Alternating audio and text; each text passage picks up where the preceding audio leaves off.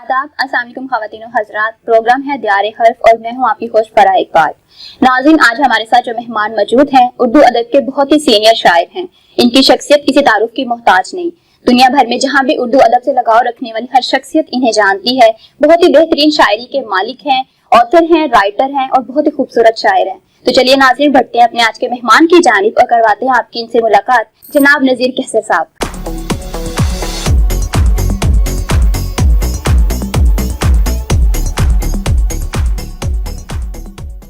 अस्सलाम वालेकुम सर, कैसे हैं आप? वालेकुम सलाम। थैंक यू सो मच, आपने हमारे प्रोग्राम में हमें ज्वाइन किया। सवाल के सिलसिला आगाज करते हैं। सर, आपके पास अल्फाज परोने का जो फन है वो काबिले दीद है। आप मुझे बताएं कि अदब आपके नजदीक क्या है? अदब आम मानो में तो लोग कहते हैं कि जिंदगी की अक्कासी करता है, जिंदगी ही है। लेकिन हमारे अक्सर लिखने वाले शायर हों, अदीब हों, फिक्शन राइटर हों, वो अक्कासी इस तरह करते हैं कि खुद उसमें शामिल नहीं होते। अब एक दरख्त है और आप 4 फोटोग्राफर्स को कैमरा दे दें तो दरख्त एक ही है लेकिन उसके एंगल मुख्तलिफ होंगे। ऐसे ही है, ठीक है। तो इसका मतलब है कि वो फोटोग्राफर खुद शामिल है उस तस्वीर में, उसका विजन, उसका देखने का तरीका चीजों को। तो एक राइटर के पास ये होना चाहिए। हमारे यहाँ अक्सर राइटर ये हैं कि मैं कहता हूँ कि एक जगह कैमरा रखा हुआ उन्होंने, चीजें गुजरती जा रही हैं या एक ही वो एंगल है उनके पास जिंदगी को देखने का। तो जिंदगी और अदब जो है वो हमारे यहाँ अक्सर अलग अलग है कि मैं जैसे जी रहा हूँ, मेरी शायरी वो नहीं है। मेरी शायरी वो है कि जो मैंने वली दकनी से लेके नासिर काज़मी तक पढ़ा है, वही डिक्शन है, वही फीलिंग है, वही बने बनाए मौज़ूआत हैं। तो मेरी अपनी जिंदगी, मेरे अपना जो तजुर्बा और फीलिंग है वो नहीं है उसमें। तो ये इस तरह मैंने ये किया कि जैसा मैं खुद हूँ मेरी शायरी वैसी होनी चाहिए। तो जिंदगी को और शायरी को मिला देना चाहिए, एक जैसा होना चाहिए, फर्क नहीं होना चाहिए उसमें। सर, आपको लगता है कि शोरा इकराम, स्पेशली आप जो अपनी शायरी करते हैं, आपकी शायरी में आपके जज्बात का इजहार होता है या शायरी के जरिए लोगों को कुछ कहना चाहते हैं, आप कोई पैगाम देना चाहते हैं? दोनों सूरतें हैं। कई लोग तो कहते हैं कि ये इजहार ज़ात है, ठीक है, अपना दुख है, अपना जाती तजुर्बा है। और कुछ लोग हैं जो कहते हैं कि हमें कुछ मैसेज देना है। जैसे हमारे यहाँ तरक्की पसंद तहरीक थी, अली सरदार जाफरी से लेकर फैज अहमद फैज तक, अहमद फराज तक। तो वो एक नजरिया जिसको बयान करना चाहते हैं लोग। जी जी। इसी तरह मजहबी शायरी है, इस्लाही शायरी उसको कहा जाता है, या हमदो नात अकीदत की शायरी है। लेकिन मैं ये समझता हूँ कि इन खानों के अलावा, इन डिपार्टमेंट्स के अलावा जो असल शायरी है वो जज्बे और फिक्र की आमेजिश है, हम आहंगी है। और ये हमारे यहाँ बहुत कम शायरों में है। ऐसे ही है। मसलन गालिब, इकबाल, राशिद, नई शायरी में जफर इकबाल, तो बहुत कम लोगों ने जिंदगी को अपने हाथों से छू के देखा है। तो वो तो क्या ये अल्फाज हम आपके बारे में कह सकते हैं कि आपने जिंदगी को अपने हाथों से छुआ है? हाँ, मैंने तो छू के भी देखा, स्मेल भी किया, अच्छा, और चख कर भी देखा। तो ये सब कैसे हुआ? मेरी शायरी और मैं एक है। हाँ, जैसे मैं बोलता हूँ, जो मैं गुफ्तगू करता हूँ, वही मेरी डिक्शन है शायरी में, वही लुगत है, वही लफ्ज है। और मैं शायरी को गुफ्तगू समझता हूँ। इसीलिए फैज साहब ने कहा था कि नज़ीर कैसर सीधी बात करते हैं मगर गहरी बात करते हैं। और सादगी में बहुत खूबसूरती होती है, इसमें कोई शक नहीं है। अब आदमी जब आलिम होता है, जब उसे इल्म आता है तो वो सादा हो जाता है, और जब इल्म नहीं होता तो मुश्किल हो जाता है। ऐसा ही है। तो इल्म आदमी को खुदा की तरह सादा कर देता है। अच्छा सर, कहा जाता है कि शायरी, बाज शायर जो हैं, जो शोरा इकराम है, वो शायरी के जरिए औरत से बात कर रहे होते हैं, उनकी शायरी में ज्यादा जो है वो औरत का जिक्र होता है। आप क्या कहना चाहेंगे इसके बारे में? अच्छा, ये एक पुराना फलसफा था शायरी का कि गजल औरत से गुफ्तगू करने का नाम है। हाँ। तो मैंने अक्सर कहा कि अगर ये मान भी लिया जाए तो हमारे शायरों ने तो औरत से गुफ्तगू करना सीखा ही नहीं। वाह। तो औरत से गुफ्तगू कैसे की जाती है? मसलन हमारी सारी शायरी में औरत बेवफा है, हाँ। सितमगर है, कातिल है, रकीब के साथ जाने वाली है। हाँ। तो एक अजीब सा वो पेंट किया गया औरत को, और ये मोहब्बत भी नहीं है। मोहब्बत की शायरी ऐसे नहीं। मोहब्बत का मतलब है रिस्पेक्ट करना। तो हमारे यहाँ उर्दू शायरी में औरत की रिस्पेक्ट नहीं है, तो मैं उसे मोहब्बत की शायरी नहीं मानता। और इस तरह औरत दुनिया की खूबसूरत तरीन चीज है। और अगर कोई समझे तो। हाँ, अब मेरे यहाँ तो एक शेर है कि उसकी आंखें मेरी माँ से मिलती हैं, पहली बार उसे पहचाना है मैंने। क्या बात है। तो महबूबा में माँ नजर आती है, बेटी नजर आती है, बहन नजर आती है। तो ये देखना बड़ा मुश्किल है इस तरह। तो इसके लिए आपको वाकई आंख चाहिए होती है परखने के लिए। जी जी बिल्कुल। ये मंजर जो हमारे इर्द गिर्द हैं, ये हर आंख पर जाहिर नहीं होते। ऐसे ही है। हर मंजर जो है वो उस पर आंख के मुताबिक जाहिर होता है कि आंख का कितना ज़र्फ है, कितनी बसीरत है उस आंख में। ऐसा ही है। तो बच्चे की आंखों में बहुत ज्यादा चीजों को देखने की ताकत होती है, उनकी जजमेंटल बहुत ज्यादा तेज होती है, वो जज कर लेते हैं अब जल्दी। मैं और आप गुजरते हैं दरख्तों के पास से, तितलियों के पास से, फूलों के पास से, तो हमें कुछ अजीब नहीं लगता।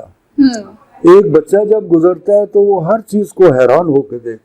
हाँ, क्योंकि उसके लिए पहली दफा देख रहा होता है ना। उसके लिए चीजें नई हो जाती हैं। तो इसका मतलब ये है कि नेचर, कायनात, दुनिया पुरानी नहीं होती, हम पुराने हो जाते हैं, हमारी आंखें पुरानी हो जाती हैं। बिल्कुल सही कहा आपने। अच्छा सर, हमारे प्रोग्राम का फॉर्मेट है कि शेर व शायरी भी साथ साथ चलती रहेगी, साथ साथ गुफ्तगू का भी सिलसिला चलता रहेगा। मैं आपसे गुजारिश करूंगा आप अपनी पसंदीदा गजल सुनाए हमें। अच्छा, पसंद की गजलें तो बहुत ज्यादा हैं। इसमें कोई याद भी मुझे नहीं रहती। शेर में आपको जो याद जरूर, क्यों नहीं। अजीब ख्वाब मुझे दिन में आया करता था। अजीब ख्वाब। अजीब ख्वाब मुझे दिन में आया करता था, मैं चांद तारों को रास्ता दिखाया करता था। क्या बात है। अभी मैं बच्चा था, पुतले बनाया करता था। हाँ। अभी मैं बच्चा था, पुतले बनाया करता था, फलक पे मेरा खुदा मुस्कुराया करता था। क्या कहना है, क्या बात है। वो धूप बन के मेरे साथ साथ चलती थी। वो धूप बन के मेरे साथ साथ चलती थी, मैं साए जोड़ के शामें बनाया करता था। क्या बात है। और मुझे भी रास्ते के सारे दरख्त जानते थे। मुझे भी रास्ते के सारे दरख्त जानते थे, वो मेरे बारे में उनको बताया करता था। क्या बात है सर, बहुत ही मतलब अच्छा तरीके से तहरीर करके, और आपका अंदाज़े बयां सीरियसली बहुत ही अच्छा है। शुक्रिया। अच्छा सर, जिंदगी बहुत ज्यादा मसरूफ है, भागती हुई जिंदगी है। इस भागती हुई जिंदगी में आपको लगता है कि लोग लफ्ज से दूर हो गए हैं, वो मुशायरे सुनने, उनका ज़ौक, इकट्ठे बैठ के गठजोड़, ये सब चीजें खत्म हो गई हैं, तो आप इनको किस तरह से देखते हैं? हाँ, एक तो अब देखें, हम इतना फासला करके आए ना यहाँ। हाँ। तो पहले जिंदगी बड़ी छोटी थी। अंदरूने शहर आप देख लें, और उससे पहले भी मेरी होश के जमाने में 60 में बाहर सिर्फ मॉडल टाउन होता था। हाँ। शहर बस छोटा सा था, तो मिलना मिलाना बड़ा आसान था। अब इतने फासले हो गए जमीनी, और इतनी मसरूफियत हो गई है कि टी हाउस में भी सब लोग नहीं जाते। तो जिंदगी का फैलाव जो है उसने हमें दूर कर दिया एक दूसरे से। ऐसे ही है। वरना मुशायरे ये एक तहजीबी अलामत है हमारी, होते हैं अब भी, यूनिवर्सिटीज में मुशायरे होते हैं और उनको होना चाहिए, और एजुकेशनल इदारों को ज़रूर मुशायरे करने चाहिए। मैं खराज तहसीन पेश करता हूँ इंजीनियरिंग यूनिवर्सिटी को, गुजरात यूनिवर्सिटी को, एग्रीकल्चर यूनिवर्सिटी को, कि इनकी जिम्मेदारी है और ये करते हैं मुशायरे। एजुकेशन का मतलब ही आला तरीन लिटरेचर है, ऐसे ही आर्ट्स है। अभी अब इंजीनियरिंग यूनिवर्सिटी वालों ने मेरे साथ एक शाम मनाई, तो कहने लगे हमारा सब्जेक्ट तो बड़ा खुश्क है, ये साइंस और इंजीनियरिंग। तो मैंने कहा कि साइंस तो शायरी है। हाँ आपने साइंस में भी शायरी निकाल दी। फलसफा, साइंस, हिस्ट्री, ये तमाम शायरी है। जो चीजें आपके जहन को कुशादा करें, हाँ। और आपको कुदरत के राज जो हैं, फितरत के राज जो हैं, आप पे खुलते वो आप पर आश्कार करें, वो शायरी है। हाँ। मतलब आप ये कहना चाहेंगे इन शॉर्ट फॉर्म की शायरी जो है वो राज आप पे खुलते जाते हैं शायरी के जरिए। जी बिल्कुल बिल्कुल, बात है, सही है। मतलब शॉर्ट फॉर्म में यही बात दरवेश का काम है, सूफी का काम। बाकी सही का, ये हर किसी के बस का बात नहीं है, कोई नहीं कर सकता। सर बहुत से लोगों के नजदीक ये बहुत ज्यादा वैलिड पॉइंट है कि हम जितनी ज्यादा शायरी पढ़ते जाते हैं हम रियलिटी से दूर हो जाते हैं, हम अपने हकीकी पसे मंजर से हट जाते हैं। आप क्या कहना चाहेंगे इस पर? अच्छा, नहीं, एक तो इकबाल का एक शेर है, बेज़ौक नहीं अगरचे फितरत, हाँ। बेज़ौक नहीं अगरचे फितरत, जो उससे ना हो सका वो तू कर। क्या बात है, सही है। ठीक है कि ये कायनात अभी नातमाम है शायद, कि आ रही है दमादम सदाए कुन फयाकुन, चीजें बन रही हैं मुसलसल। और इकबाल ने कहा कि नेचर बेज़ौक नहीं है, बड़ी खूबसूरत है, इसमें कोई शक नहीं है, बहुत खूबसूरत है। लेकिन कहीं कहीं इंसान का हाथ भी उसको, उसका कलम भी लगता है, हाँ। वो उन रंगों को और गहरा करता है और खूबसूरत करता है। क्या खूबसूरत बात। तो आर्ट्स का यही काम है कि वो नेचर को, जिंदगी को जैसी वो है उससे और बेहतर करे और खूबसूरत बना दे। तो वो मुबालगा नहीं है।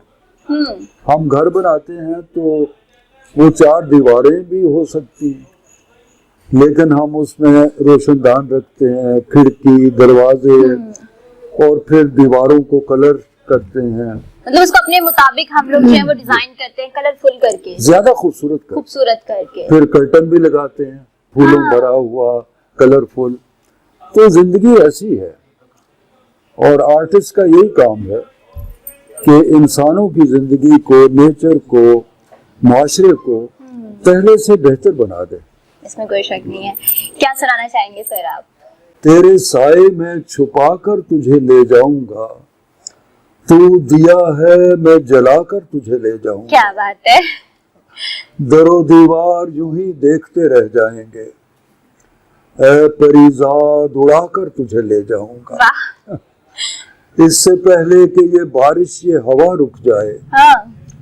अपनी छतरी में बुलाकर तुझे ले जाऊंगा। वाह।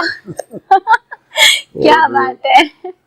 सारे रस्तों पे बिठा रखे हैं पहरे तूने, किसी रास्ते से भी आकर तुझे ले जाऊंगा। क्या बात है।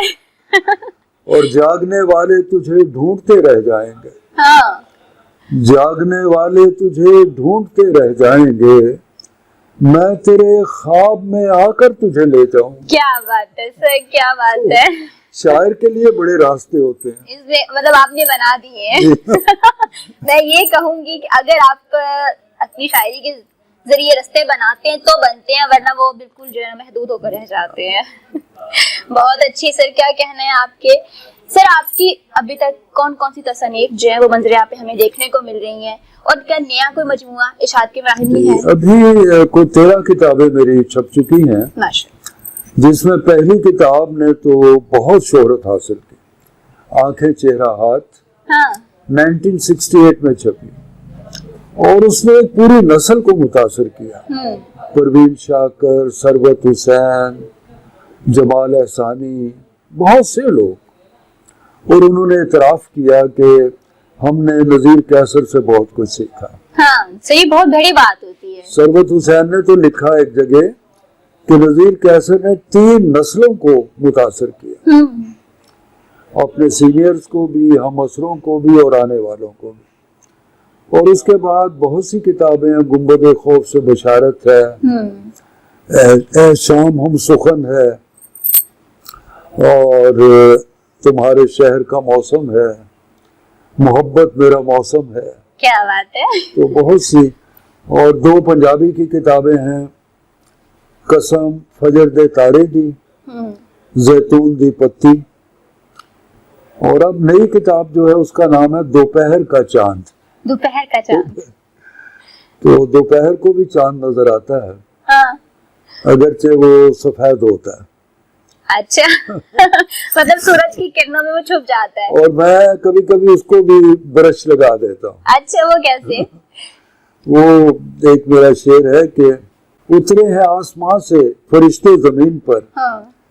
उनके परों में रंग भरे और खुश रहे। क्या बात है, सही है, रंग भरे और खुश रहे। फरिश्तों के परों को भी जरा कलरफुल करना चाहिए, मतलब वो बहुत ज्यादा वाइट है, आप डर ना जाए ज्यादा वाइट देख के। अच्छा सर, आपने बहुत सारे गीत लिखे हैं, इसमें कोई शक नहीं है। कभी आपको किसी फिल्म में एक्टिंग करने का, गाना गाने का इत्तेफाक नहीं हुआ? अच्छा हाँ, मुझे खुर्शीद अनवर साहब बड़े, हमारे म्यूजिक डायरेक्टर तो बहुत ही बड़े थे वो। कोयल, झूमर, इंतजार, हवेली, तो उन्होंने एक चिंगारी फिल्म बनाई, खुद डायरेक्टर भी थे वो। घूंघट की डायरेक्शन भी उन्होंने खुद की। तो वो मेरी ख्वाहिश थी कि मैं उनके गाने लिखूं। अच्छा। तो वो मुझे कहते थे 70 का जमाना था, वैसे उनसे ताल्लुकात 60 से थे। अच्छा। तो मुझे कहते थे ओए मुंडिया, वो तू बड़ा खूबसूरत है, हाँ। तेरा कद बड़ा अच्छा है, सर अभी भी आपको तेरी आवाज बड़ा ग्राम है। हाँ। उस जमाने में तो था, तो तू एक्टिंग कर। हाँ। तो मैं तुझे सारी खूबियां हैं चिंगारी में हीरो लेता हूँ। तो उसके संतोष कुमार वैसे हीरो थे, तो उन्होंने कहीं कह दिया कि मेरे पास टाइम नहीं है इस साल, तो उन्होंने कहा अच्छा जाओ, फिर मैं तुम्हें नहीं लेता। तो मैंने उनको कहा कि नहीं मैं एक्टिंग नहीं कर सकता। तो उन्होंने कहा क्यों? तो मैंने कहा मैं शर्मीला बहुत हूँ। उस जमाने में वाकई मैं अपने टीचर से शर्मा जाता था। अच्छा। उसने एक दिन मुझे कहा, शर्मीलापन क्यों था सर?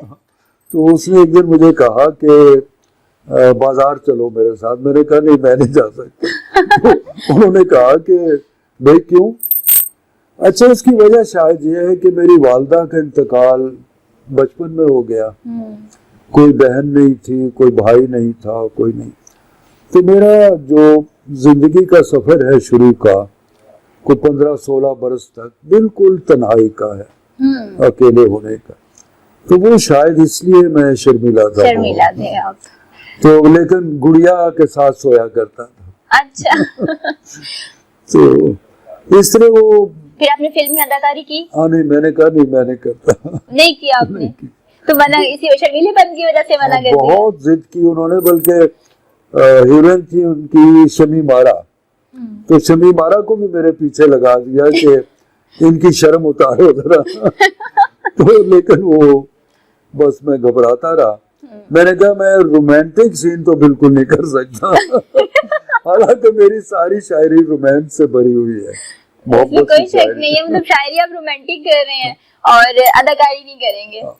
वो शायद अकेले करता था ना, मैं शायरी। वो ख्याल थे आपके जो आपकी तहरीरों के सामने आते थे। अरे सर, आपने बहुत सारे गाने भी लिखे हैं, तो आपका मनपसंद गाना जो है आपके खुद के लिखे हुए में से कौन सा है? अच्छा, मेरा जो गाना बहुत सुपर हिट हुआ वो तो था मेरे हमदम मेरे साथी मैं तेरी दमसाज हूँ, माला ने गाया था। फिर एक बहुत मशहूर गाना हुआ मैं तेरा शहर छोड़ जाऊंगा। अच्छा। वो इतना मशहूर हुआ कि इंडिया में किशोर कुमार ने भी गाया उसको एक फिल्म में। आप गुनगुनाने का शौक रखते हैं? गाने का? हाँ जी। हाँ, एक जमाने में बहुत। अब? बल्कि नूरजहां ने मुझे कहा था हाँ। कि नजीर अगर आप गाएंगे नहीं तो म्यूजिक पर बहुत जुल्म करेंगे आप, मौसीकी पर। अच्छा। तो एक फिल्म के मैं गाने लिख रहा था, नया सूरज, तो वो सिंगर थी उसमें, तो उसके म्यूजिक डायरेक्टर थे निसार बज़मी। तो उन्होंने ट्यून बनाई तो मैं उसके साथ गुनगुनाने लगा। तो उन्होंने मुझे सुना, कहने लगे हाँ हाँ आप याद कर ले इसको। तो मैं गाता रहा उनके साथ। अभी आप सुनाएंगे? तो मुझे पता नहीं चला, उनको भी नहीं, कि वो मैडम नूर जहां ना दरवाजे में आ गए। तो उन्होंने रिहर्सल करनी थी, तो वो आके खड़ी हुई तो रुक गए। तो उन्होंने सुन लिया कि मैं गा रहा हूँ, तो अंदर आई तो उन्होंने कहा कि कौन गा रहा था। मैं चुप हो गया। तो अब उनको पता था हालांकि, तो निसार बज़मी साहब ने कहा हमारे शायर साहब गा रहे थे। तो नीचे बैठ गए वो एकदम, कहने लगे चलो मुझे गाना सुनाओ। मैंने कहा जी मैं आपको क्या गाना सुना सकता हूँ। कहने लगी नहीं गाओ। तो बड़ी उन्होंने जिद की। अच्छा सर, आप मुझे वो गजल सुनाएं। आपने बहुत सारी गजलें लिखी हैं, आपकी मिसेस को जो सबसे ज्यादा आपकी गजल पसंद आई, उन्होंने कहा कि नहीं नजीर साहब ये गजल आपकी सबसे ज्यादा अच्छी है। अच्छा, उस दो गजलें उनको बड़ी पसंद है। हाँ। वो दोनों मैं सुना चुका हूँ। अच्छा, थोड़े से चंद अशआर। लेकिन ये बड़ी अजीब बात है, वो तेरे साये में छुपा कर तुझे ले जाऊंगा वो। अच्छा। और एक वो अजीब ख्वाब मुझे दिन में आया करता था। हाँ। अच्छा, लेकिन बात यह है कि उनको मेरी सारी शायरी पसंद है। मतलब होता है ना कुछ में तो और मखसूस कोई अच्छी हैरत लगती की है। बात पता क्या है कि जब उन्होंने मुझसे शादी की तो उनको शायरी का कुछ पता नहीं था। अच्छा। और ये भी नहीं पता था कि मैं शायर हूँ। अच्छा, मतलब ये बात आपने छुपाई थी उनसे या उन्हें नहीं पता चली? तो फिर उन्हें कैसे नहीं पता चली? वो ये चूंकि रोमांस की शादी है तो वो मुझे मिली थी। मतलब लव मैरिज है आपकी। और प्रपोज भी उन्होंने मुझे किया। क्या बात है। मैं आपसे शादी करना चाहते। वाह सर, मतलब उस जमाने में उनको भी पता नहीं था कि मैं शायर हूँ। हाँ। और अब वो यही कहती हैं कि दुनिया के सबसे अच्छे लोग शायर होते हैं। हाँ, एहसास होते हैं। इसमें कोई शक नहीं है सर। देखिए, आप वही बात दोबारा से हम रिपीट करेंगे कि अगर आपकी शायरी में एहसास है, आप में फीलिंग्स है, तो आप अच्छे शायर हो। अगर वही मतलब इमेजिन किया और फटाफट लिख दिया तो वो बात शायरी में जो है ना नहीं उस तरह से प्रोमिनेंट हो पाती जिस तरह से आप बताना की कोशिश कर रहे होते हो। अच्छा सर, वो कौन से ऐसे बुनियादी अज्जा हैं जो शेर को वाकईतन शेर बनाते हैं? आपकी नजर में वो कौन से अज्जा हैं? अच्छा, वो मैंने बताया था कि फिक्र और वजदान को जो है ना इकट्ठा किया जाए। अगर सिर्फ फीलिंग है तो भी वो कोई बहुत बड़ा शेर नहीं है। उसमें कोई फिक्री लेवल भी होना चाहिए। इसीलिए मैं कहता हूँ कि पिछले 200 साल में 4-5 शायर पैदा हुए हैं। बड़े अच्छे शायर बहुत हैं, लेकिन जो बड़े शायर हैं, अहमद हसन नासिर काज़मी, मुनीर नियाज़ी, शहजाद अहमद, ये अच्छे शायर हैं। हाँ जी। इसमें कोई शक नहीं। लेकिन बड़े शायर गालिब, इकबाल, नून मीम राशिद, जफर इकबाल, मजीद अमजद और तरक्की पसंद तहरीक में फैज अहमद फैज, तो अच्छे शायर होना और बात है, बड़ा शायर होना और बात। बड़ा शायर जो है फीलिंग के साथ उसका एक फिक्री लेवल भी होता है, एक विजन होता है और उसने कुछ कंट्रीब्यूट किया होता है। तो इसके लिए जो आपने सवाल किया, मैं कहा करता हूँ कि जब आप किसी बाग में दाखिल होते हैं तो वो बाग भी आप में दाखिल होना शुरू हो जाता है। अच्छा। लेकिन हर बंदे में नहीं। हाँ। जैसे बाग अपना गेट खोलता है, खुला होता है उसका, तो आप दाखिल होते हैं। तो जब आप दाखिल होते हैं तो आपको अपना दरवाजा भी बाग पर खोलना चाहिए। हाँ। फिर वो आप में दाखिल होगा। अब कहा जाता है कि खुदा आदमी के अंदर होता है। मैं इसको नहीं मानता, ये मफरूजा है। खुदा को अपने आप में दाखिल करना होता है।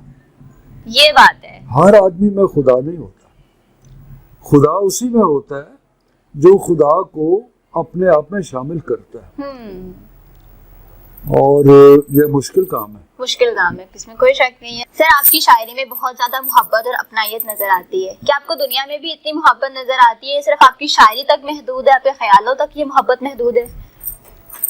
अच्छा, मुझे तो बहुत मोहब्बत नजर आती है। अच्छा। बहुत ज्यादा। अच्छा सर, बहुत कम लोग कहते हैं। मोहब्बत मुझे दी भी है लोगों ने, बहुत ज्यादा। मसलन मैं कहता हूँ कि मेरी माँ नहीं थी, लेकिन मेरी जितनी टीचर्स रही हैं इतनी मोहब्बत उन्होंने मुझे की, और अगर मुझ में कोई अच्छाइयाँ हैं, बेहतरी है, तो ये उनकी वजह से। और मैंने कभी ये नहीं कहा कि कोई बेवफा है, कोई बुरा है। मुझे तमाम लोग अच्छे लगते हैं। अच्छा सर, इसमें एक ही बहुत चीज ऐड होती है कि अगर आप खुद अच्छे हो तो आपको सब अच्छे लग रहे होते हैं। हाँ, वो मेरा एक शेर है। आप कितना इत्तेफाक करेंगे इस बात पे? अच्छा, मेरा एक शेर है, दुनिया अच्छी लगती है, हाँ? रब अच्छा लगता है। दुनिया अच्छी लगती है, रब अच्छा लगता है, अच्छी आंखों वालों को सब अच्छा लगता है। क्या बात है। तो आप अच्छा सोचेंगे, हाँ। चीजें अच्छी हो जाएंगी। अच्छी हो जाएंगी। सर, वही हमारे प्रोग्राम का फॉर्मेट है, साथ साथ आपकी शायरी भी चलती रहेगी, गुफ्तगू का सिलसिला भी चलता रहेगा। क्या सुनाना चाह रहे हैं आप? कभी मोमिन कभी काफिर हुआ हूँ, कभी मोमिन कभी काफिर हुआ हूँ, बड़ी मुश्किल से मैं शायर हुआ हूँ। क्या बात है। तो कुफर और ईमान के दरमियान से गुजर की शायर गुजरना पड़ता है। और एक और है कि आग सी बहती हुई पानी के साथ, हाँ। आग सी बहती हुई पानी के साथ, शायरी मुश्किल है आसानी के साथ। क्या बात है। शायरी मुश्किल है आसानी के साथ। तो शहजाद अहमद मेरे बड़े अच्छे दोस्त थे, तो जब मेरी किताब छपी, ऐ शाम हम सुखन हो, हाँ।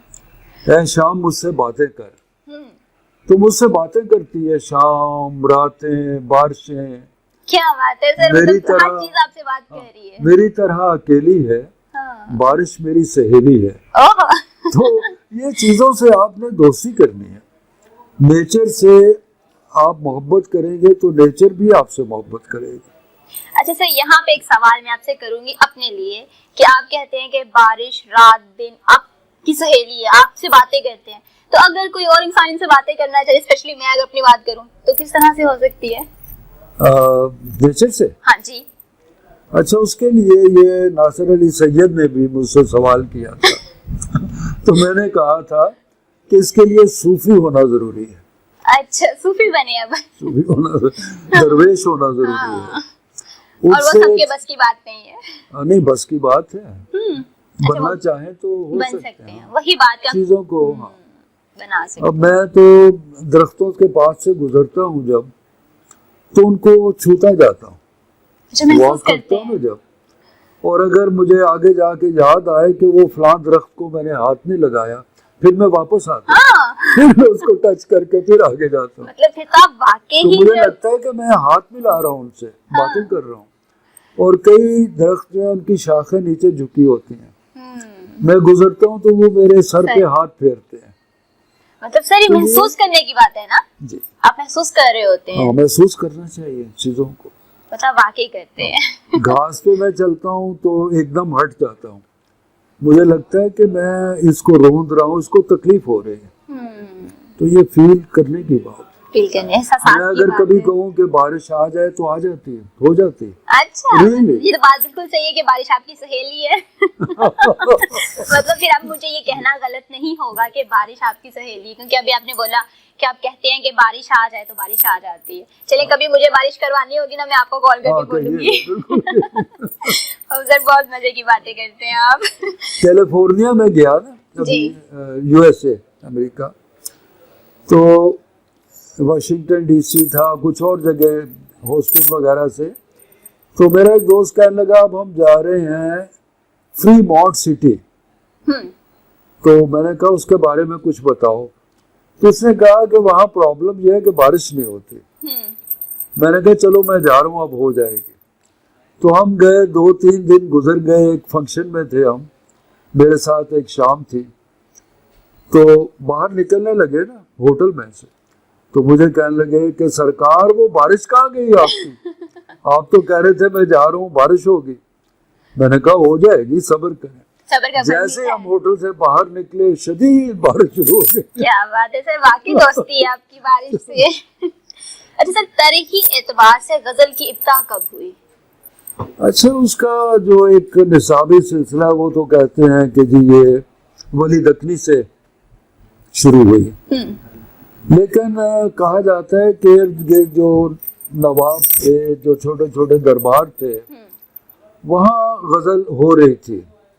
चूंकि वो कोई नुमाया लोग नहीं थे, वली दखनी चूंकि नुमाया हो गए, एक अच्छे शायर बन गए, तो उनके नाम से कहते हैं कि इब्तदा हुई गजल।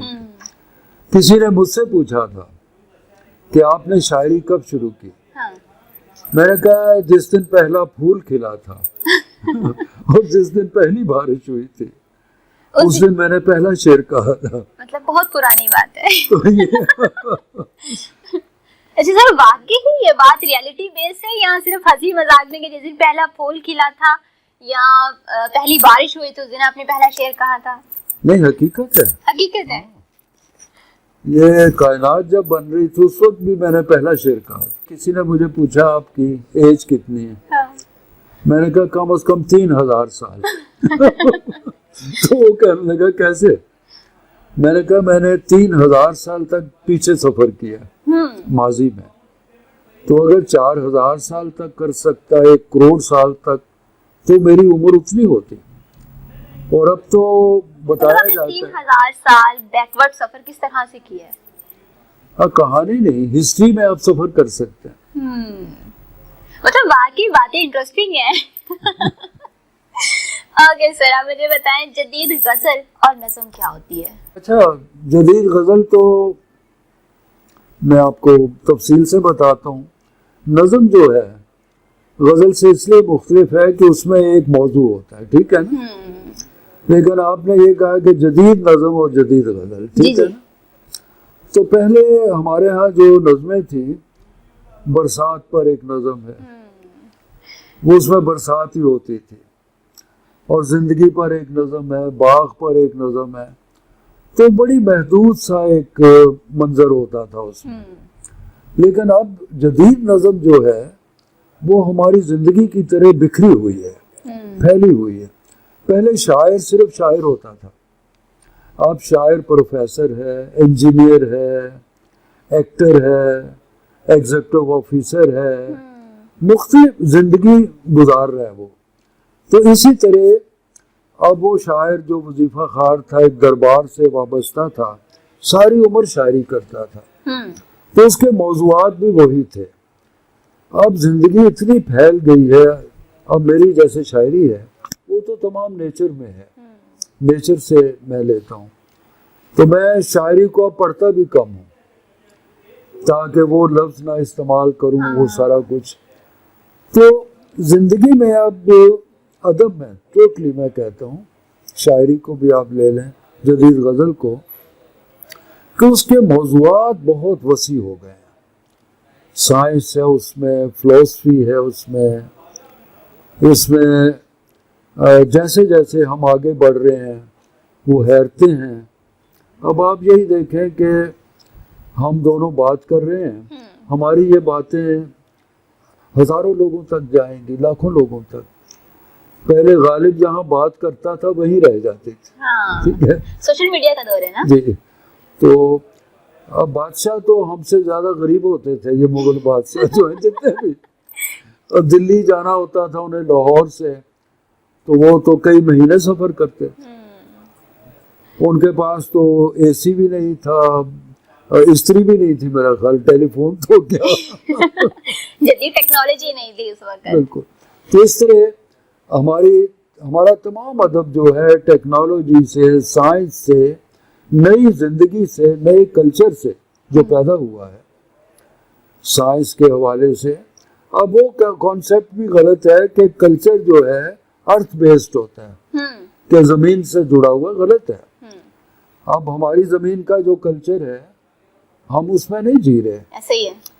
हमारे कल्चर में तमाम वेस्ट की चीजें भी शामिल हैं। जैसे अभी मैंने कहा कैमरा है, और कैमरा तो खैर अब कोई चीज नहीं रही। तो आप मज़ीद एडवांस चीजें आ गई हैं जिन्हें हम काउंट डाउन करते हैं, तो 1 सेकंड में आप दुनिया से बात कर सकते हैं। ऐसे ही है। अच्छा सर, क्लासिकल शायरी में और जदीद शायरी में क्या फर्क है? क्लासिकल शायरी यही है कि एक बनी बुनाई जुबान थी उनकी, हिजर है, वसल है, जायद है, शेख है, मैखाना है, महबूब बेरहम है।